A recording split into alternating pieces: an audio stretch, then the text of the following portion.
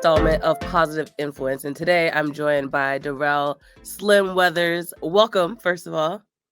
Thank you. Thank you for having me. Of course. Yeah, we're going to call you Slim. That's what you go by. Let's just get into your background before we get into the work that you've been doing. Where are you from? For those who don't know you, who are you?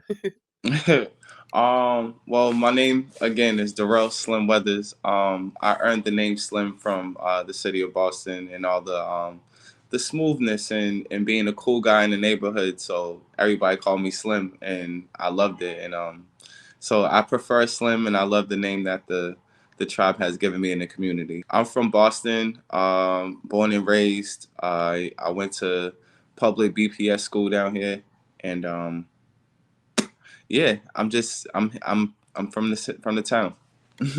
So let's get into the work that you've been doing. You're one of the founders, I believe, of Voices of Liberation, or at least have been orchestrating the work that you guys have been doing in Boston.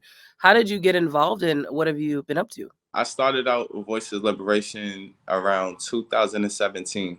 Mhm. Um, I was actually coming out the incarcerated system, and I was very lost in life.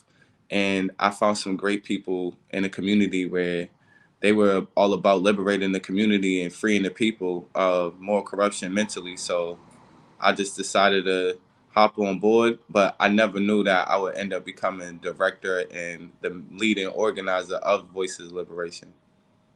What is the mission of Voices of Liberation? Um, Simple but not simple. And what I mean by simple is that it's free the people and defeat moral corruption and try to be community resources. Try to be that community resource for our people without asking and being an unapologetic approach with helping people move deliberately as they think bigger.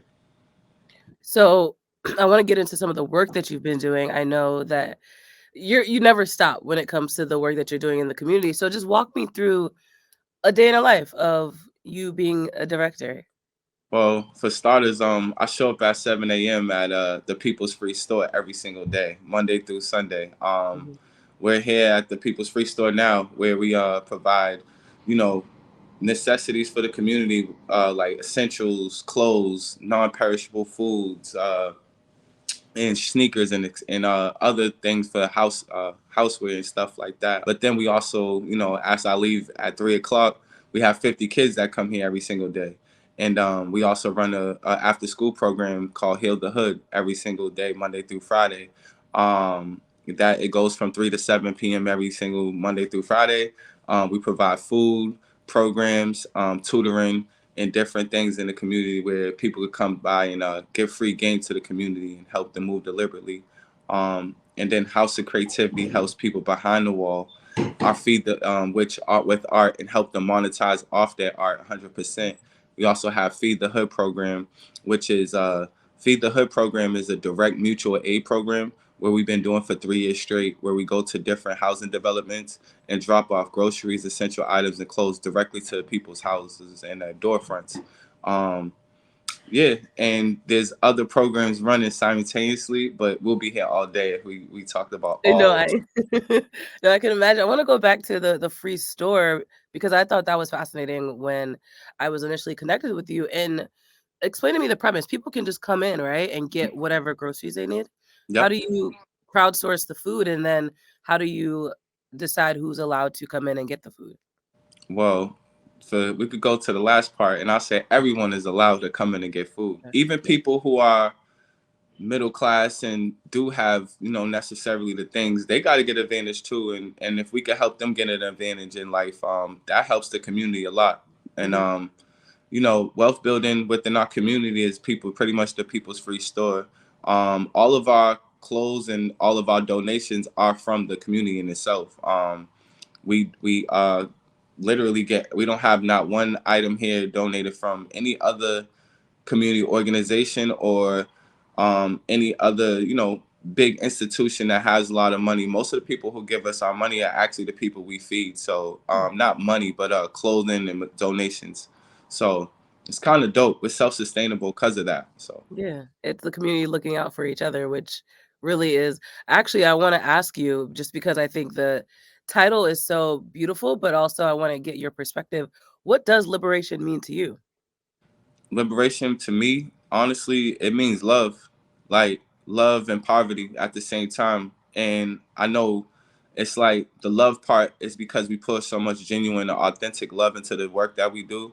I could see that authenticity and love will bring people out of scarce situations more than anything. There's no form of anything on earth of action, anything stronger than love. So love, but then poverty because it's a big level of looking at eliminating suffering. And when you go into the to these areas, only people who are suffering bad is impoverished people who are mostly BIPOC. So it's essential to always see liberation as a level of poverty, and this is what capitalism breathes off of and wants people at the bottom to live for. You know what I'm saying? They want people to be impoverished mentally, physically, and financially, health, all that. So it's like eliminating suffering is essential to us in liberation.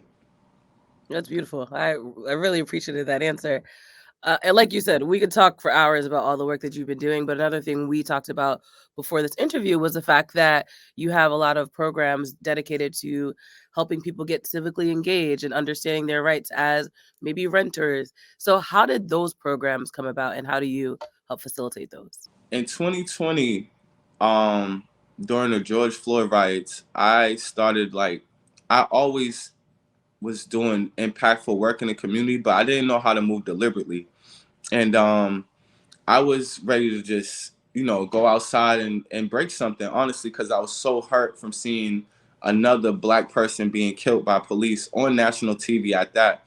Um, and long story short, instead of me going to break a car window or steal some Gucci's or something and help those companies, with their taxes and stuff, I started reverse my mindset on the tax system, and I started wanting to create something called vacancy tax, where you could hold landlords and bad banks and all of those accountable and revert that money back to the city. And we have better situations and living conditions in Boston and all other cities, honestly. But the vacancy tax was something that started, and it created an anti-gentrification task force, because it wasn't just about that one tax bill and vacancy. It was also our living conditions in general, and teaching people how to not be heavily gentrified and fight for themselves and not die on their knees, honestly, and fight on their feet. So that's what right now we do a file complaint day every single month, and we also go into different housing units and file and get the complaints, and then go file them to the city or BHA, Boston Housing Authority, to make the living conditions with mold and rodents and all of the above change in the city, because we're getting gentrified while living in mold is crazy, so. And I think you bring up a really good point. Slim, you're from Boston. So why is it so important for you to not watch the neighborhood that you grew up in change into something that it may not have been at its core? Because I know that people in Colombia, for example, if they could pick fruits and strawberries, they wouldn't have sold cocaine. And the thing is, same thing in Boston. People wouldn't kill still if they had better living conditions or better opportunities to afford commercial spaces in Boston. And it's important for me because I've seen the hyped up gentrification since I was born, first of all. But then put on top of that, um, a lot of statistics came out within the last decade that really shook me as a human, and I feel like Black Boston specifically isn't living in good conditions. We're living in scarce conditions and damn near slavery. We're almost enslaved with the ownership and with the level of outside big companies coming and buying up everything and leaving it vacant, and it's not helping our community. It's not helping the culture of Boston, and it's essential that I look at defining myself for myself and find like the light within myself instead of looking outside to find the light within me.